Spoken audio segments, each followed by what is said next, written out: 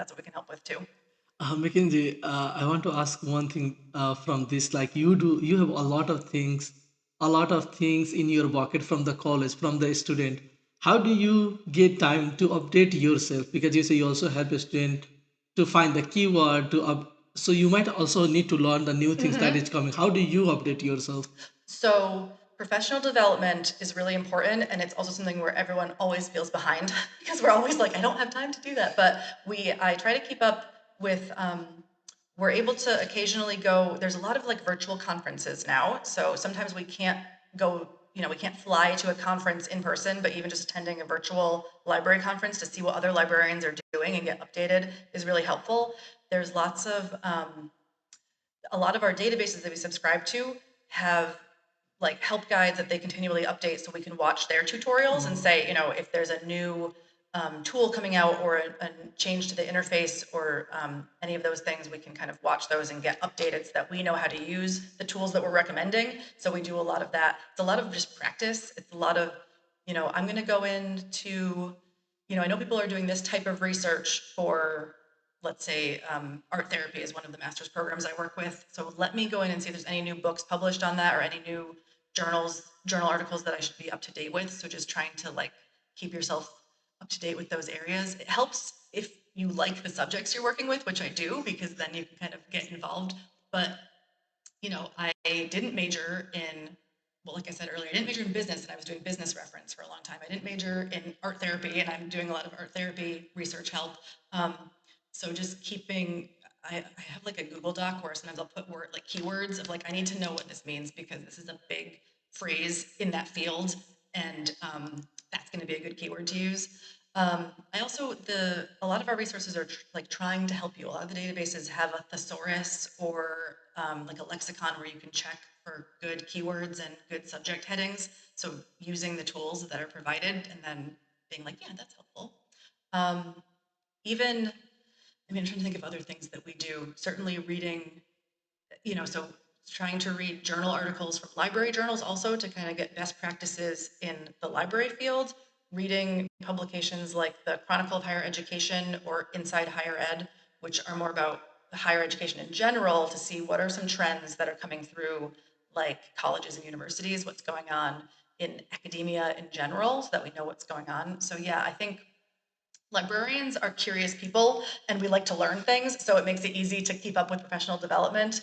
But sometimes it's hard when, your students come in with a question where they're like, I'm doing research on this. And you're like, oh my gosh, I've never heard of that. That's brand new. I had no idea that that was what was happening in, your field. Um, in health sciences or in computer science or something. So let's look it up together and see if we can get some background information on it. So it can be hard to keep up with everything, certainly. So I always feel a little behind, but we're learning together. Learning is fun. Mackenzie, in the beginning, you say that you also study psychology. Can you read my face? Because I was thinking to ask like, what could be the possible challenges being the librarian, and you start going through that.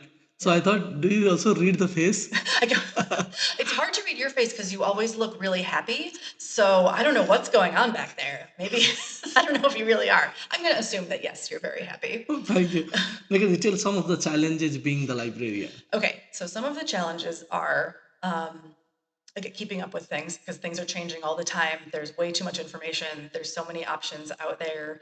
There's even, I mentioned earlier, Zotero is a great resource for citation managing, but then there's all sorts of other programs that we don't have time to look into. Or, for instance, practice, there's ChatGPT is out there, but then there's like Claude and other AI programs, and just having time to like test things out and do that. So that's a challenge because you want to stay up to date, and it's really hard when there's just so much technology, so much new information. Um, and it's hard juggling priorities, particularly when you don't have unlimited money to buy things. So like we have to make decisions about which databases, journals, books, resources to purchase for our community. So trying to look at like the data, we have a lot of good user data about, or usage rather, data about how many views each database, each journal, each article are getting for our ebooks and stuff. We know how many times a book has been checked out if it's a physical book. So we have some data to start with, but then it's also trying to figure out, okay, which programs have more students, so we need more resources for them, which programs are adding more, maybe a different major, or like which departments are adding more classes, so we need to have resources for those. So trying to juggle, like, we have this much money, we want to buy everyone everything because we want everyone to have all the resources that they want, but we can't. So which ones can we buy? Which ones can we do interlibrary loan? Which programs have fewer students than they used to, which have more than they used to. So we want to make sure it's equitable, where we're allocating resources. So that's like trying to be fair, but also stick to a budget is hard. And I think it's hard to get people to understand why research is important when it seems so easy to get. And I'm not against, well, I'm against some AI. I'm not against AI in general. I'm against some applications of it. I think there are gray areas. Some of it's really useful. When I first became a librarian, students were being told in high school and college, don't use Wikipedia. Wikipedia is bad. You have to use like a real book or a good website. Wikipedia is great. So it took a little while to get people to say, okay, I'm going to use Wikipedia, but I'm going to use it so that I know like some background. I need to just get some background. Maybe I'll get some links. Wikipedia has references at the bottom. I can link out to useful stuff. I think it's the same thing now with AI, where it's like, don't use it, it's bad. Well, it's good for some things, but it still is not great for other things. For instance, it's not a search engine. And I've seen a lot of people using it. They'll say, oh, I asked, if you Google something, Gemini will give you an answer. I'll use ChatGPT to give you an answer. It doesn't know what truth is. It's just giving you what is kind of, aggregating from other resources. And it's a large language model. So it's saying what words are proximity together that make the most sense. In some cases, it's completely wrong. It's giving incorrect information. It's making things that sound really good, but it's not accurate. Um, so I think it's concerning. People have different concerns with it. If you're an artist, people have a lot of art concerns about, like, it steals art and just generates kind of garbage art. So the art thing is one issue. Writing is another issue because it's helpful because it's giving you correct.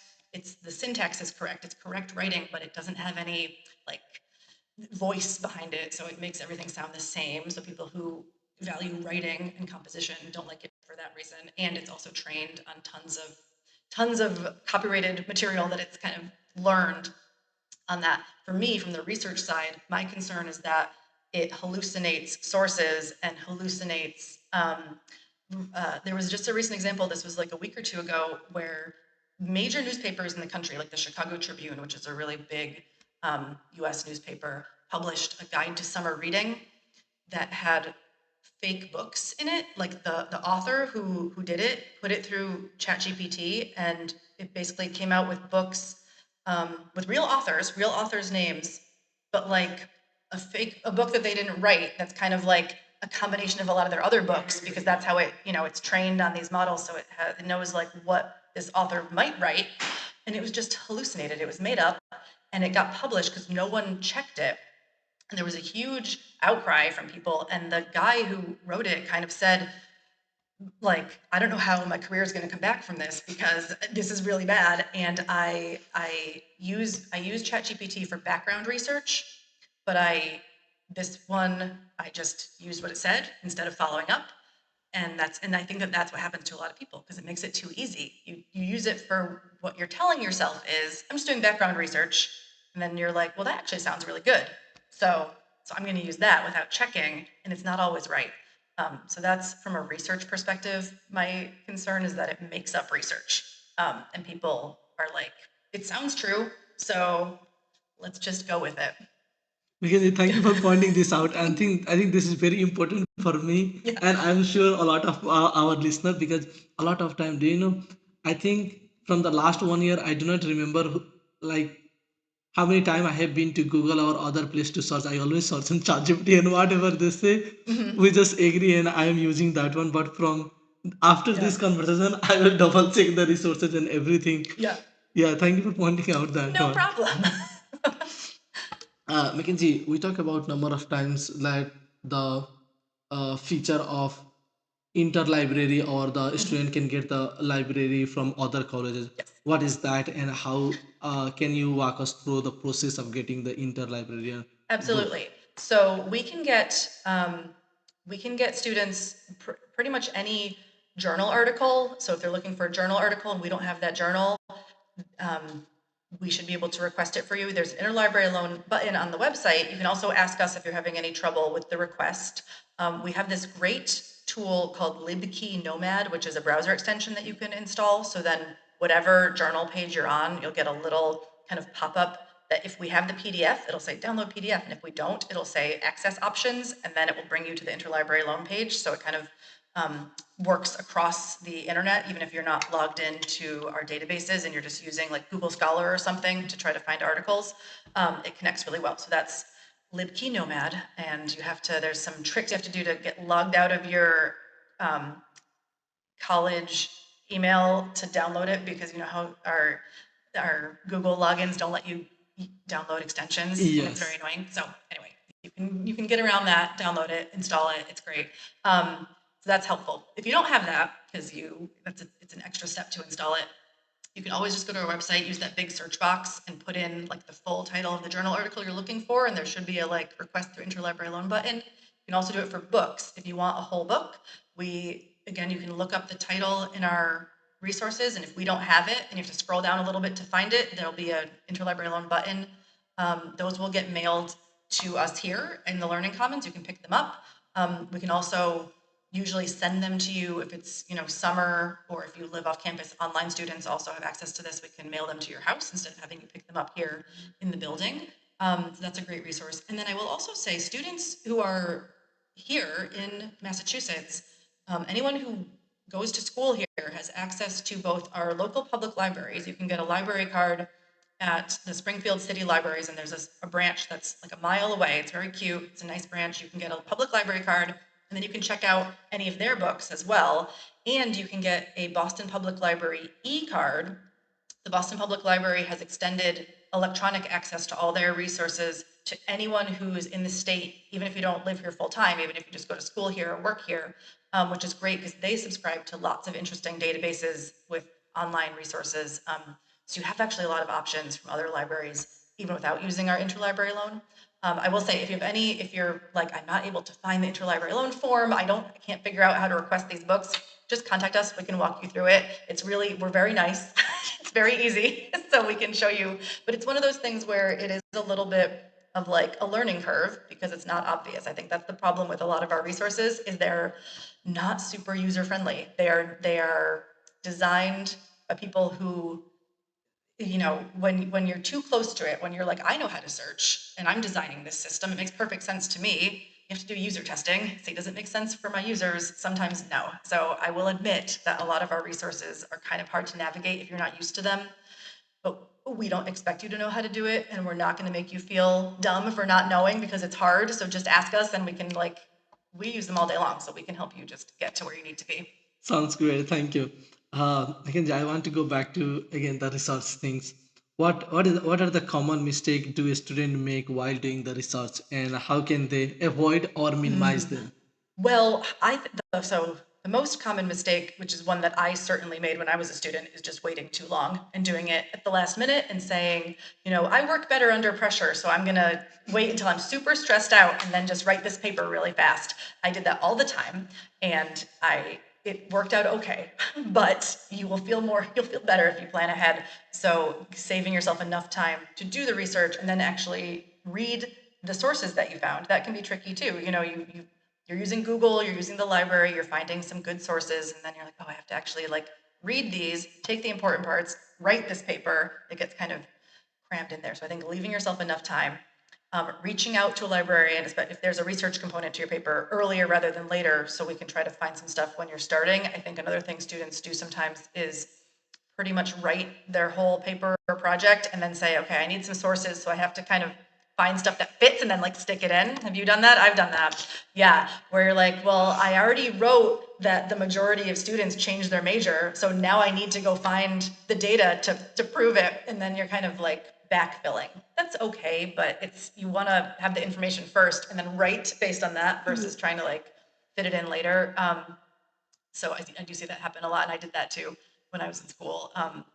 And Let's see, what's another, I mean, I guess just not utilizing your resources, like not talking to a librarian or not talking to the Academic Success Center, which is also in the Learning Commons building, and they can help with writing, tutoring, and that kind of thing. Like use your resources to make it easier for yourself. And then I would say, again, we were talking about AI and ChatGPT, relying on it too much as more than just brainstorming, because I think students need to have more confidence in their voice, you know, in their writing. And I think it makes you feel like, okay, this machine is writing it better than I ever could. So I'm just gonna try to like use what it said. But like you're a good writer. I think students are better writers than they give themselves credit for. You become better writers the more you read and the more you practice writing. So you don't want to necessarily get into that habit of letting something else do all your writing for you. Yeah, Mackenzie, you point out one of the great things that I can relate totally to myself. Like whenever I write or whenever my friend, where I see, whenever we write something, and if even though if we just say ChatGPT, write it clearly, when it write, it feel like I can never write like that. I think this is the best one. Yeah. So how to get out of this temptation? Yes. I mean, it is really hard because it is kind of pulling from all different sources that are, you know, good writing samples and putting it together into what seems like a great writing sample. Um, I I try to, I mean, genuinely, I try to avoid it, or I'll ask it to do something in like bullet points versus writing it out for me, just so that I won't have the temptation of using its words. I just want to get some like brainstorming and ideas. So like stopping myself before it's written a perfect thing. And again, it's not perfect. It's just kind of like it just sounds good, but it's so wishy-washy. I honestly do think it is more difficult. And I was talking to, because my husband is from Italy, so English is his second language. He's, you know, speaks Italian, and he was like, it's very hard going to college. He went to undergrad in Italy and then came to the U.S. for his PhD. And he was like, it's really hard when you're writing in not your native language in an academic setting, because you feel like your writing's not good enough, because it's, you know, you're trying to write in English and it's not just conversational English, it's academic English. And so it is really hard. So I do, and you know, when he was getting his PhD, there wasn't ChatGPT.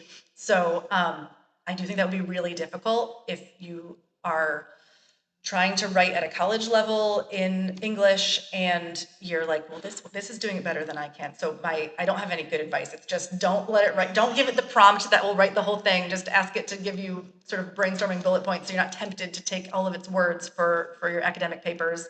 Um, and then I mean, it's okay, you know, if you want to use it to have it help you write an email, but then like practice writing the emails yourself and you'll get more comfortable. Like the more you do it, the more you'll get comfortable doing it. I don't think it's a bad tool for that kind of like business communication and emails and stuff, just to kind of get the tone and the phrasing and the syntax and that kind of thing. But you don't want to outsource all of your stuff to it, you know? Like, I think you just have to stop yourself and say, I'm going to write this one myself today. But we'll see in the future. I mean, for some tasks, not the like intellectual work of writing an academic paper, which I do think writing is part of the process of learning. So you don't want to outsource that to a program.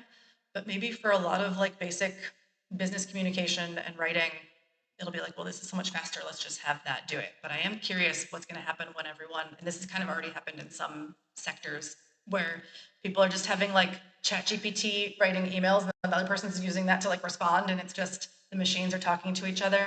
I know that that's been happening on like social media and Reddit and that sort of thing, where it's basically like bots talking to each other. You're like, well, what's the point of the internet if people aren't even doing this? It's just having like you know, AI nonsense and then responses based on it. The future is scary. Future is scary. No, the future is exciting, but I am very curious to see how this all shakes out. Like what things we say, okay, ChatGPT or just AI, like language models in general, are really useful for this. Let's just use it for that. And which things we're like, actually, we should be writing that ourselves. We need to we need to get back to writing it ourselves. Right now, I think everyone's trying to figure out where the boundaries are. Yeah, Mackenzie, I want to share a very inner student secret with you. And even though I saw this on social media, nowadays the professor, how was that? It was like nowadays the professor make the question with ChatGPT, a student write the answer with ChatGPT, and then professor again check the question answers it with ChatGPT. Yeah, Right. So that, but right. So that's getting into like, what's the point of this? If the professor is using ChatGPT to think of like a good question, and then you use it to write the paper, and then they're using it to grade your paper, and what are we doing here? But yeah, you're not wrong. That is what's happening. Yeah, okay. Yeah. I thought that is a student hack. You don't know? No, I think like with most student things that the faculty and staff don't like we have an idea of what's going on and we don't know how much it's happening. I think that's true for like not just school stuff, for like, weekend stuff too. We're like, oh, we know that they're doing that, but we'd be very surprised if we knew how much. And I think that's true for ChatGPT as well. Like, oh, we know that they're using it a little bit, but I think it's a lot. Okay, cool.